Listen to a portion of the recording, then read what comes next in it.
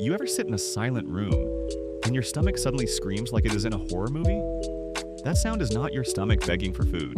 It is actually your digestive system doing a cleanup job. Your gut uses muscle contractions called peristalsis to move leftover food and gas through your intestines. When your stomach is mostly empty, those movements echo, and boom! That rumble you hear is called borborygmi. So it is not just hunger, it is your gut doing maintenance with a side of sound effects. If your brain just stopped growling for answers, hit like, subscribe, and keep feeding your curiosity.